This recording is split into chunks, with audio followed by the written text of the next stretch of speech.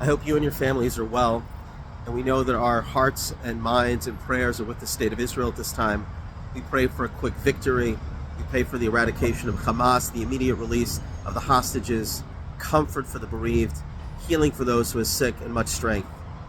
One of the feelings that I've sensed, I think for all of us, is we're filled with a sense of great anxiety and fear and almost despair when we see the barbarism that took place and the battle that the Jewish people and the world are engaged in right now.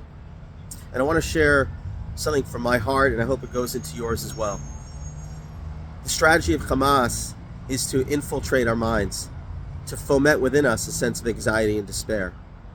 And we cannot allow that to happen. We have to identify just times during the day when we check the news. It could be 5 minutes in the morning, 5 minutes in the afternoon, and a few minutes in the evening. Certainly to be aware of what is happening, but to make sure that we fill our minds and our hearts with fortitude, with faith, and with strength. And I want to share 3 ideas with you today that hopefully can help us maintain that sense of strength. We are in a historic battle. The Torah tells us that there is a battle that is waged against the forces of evil, of anarchy and barbarism, midor lador, from one generation to the next. And one of the first things we need to remember, as we say at the Passover Seder, b'chol dor vador, in every generation, they have tried to exterminate the Jews, and the Jews are just the canary in the mine. But we believe in the sovereignty of God.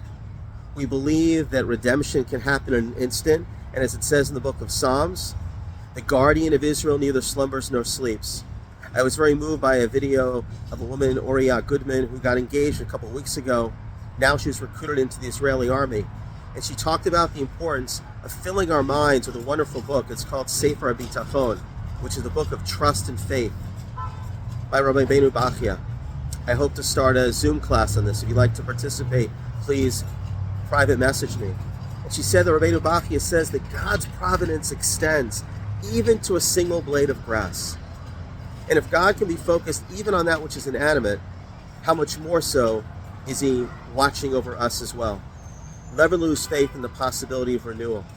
I was very moved by one of our good friends who recently moved to Israel, Yali and Yaakov Farachi. They had a baby that was born a couple of days before the massacre on October 7th. And the baby was named, she said, in Jerusalem while the sirens were ringing.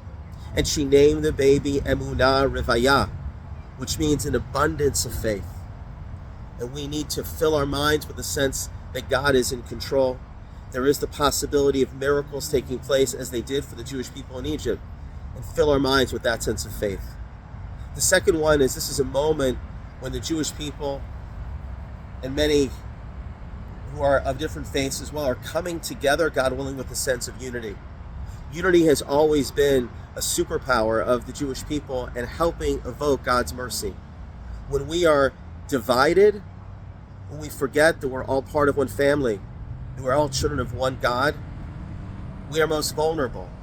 But God actually says at the end of the story of the Parsha of Noah with the Tower of Babel, He mixes up their languages because He understands that unity used for a negative purpose can create terrible things. But the Chafetz Chaim points out that when there is unity, and there was a sense that we are all together, and the chesed, the kindness has been extraordinary, the solidarity has been extraordinary, it's mind-boggling what we can accomplish. Never underestimate even a single expression of connection. Take a few moments every morning to think about individuals who you know who are in Israel. Send them a note. Let them know you're thinking about them. Give them chizuk, give them strength. And we all look for strength as well. We never know what one single, even song or word can do. I received an email a few days ago from a fellow who was living in Stamford, Connecticut, Michael Rosenblatt. And he was here for the holidays. He was here for a year. And he said, Rabbi, I'm writing you from the northern front, right below Syria right now. And I want you to thank the Chazan, the person who led the services on Yom Kippur at Agudat Shalom in Stamford. Those songs are giving me strength now. Every song, every prayer, every word of encouragement truly makes a difference. And finally, we never can lose faith, number 3, in the fact that the world will be renewed, evil will be erased, and light will shine. Noach was living in a time of great, obviously, turmoil, and he began to try to renew the world. And Abraham also was in a time when he was the sole monotheist. Everybody else was worshiping idolatry. And there's a story that's told that he meets the son of Noach, Shem, and he says, how did you renew the world?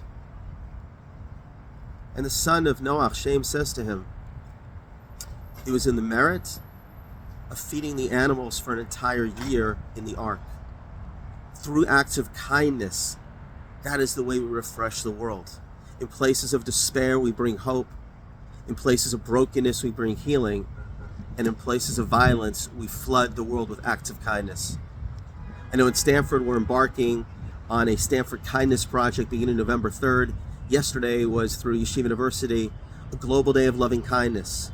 We bought food at the supermarket, brought it to the food pantry, flash mobs of kindness at Stanford Hospital, the Stanford PD, the fire department.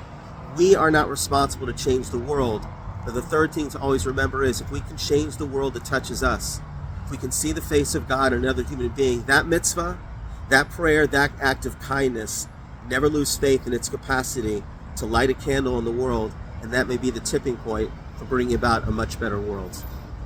Now let's never lose hope. The entire world, as Rav Nachman of Breslov says, is a narrow bridge, and the main thing is not to become afraid, not to be despair.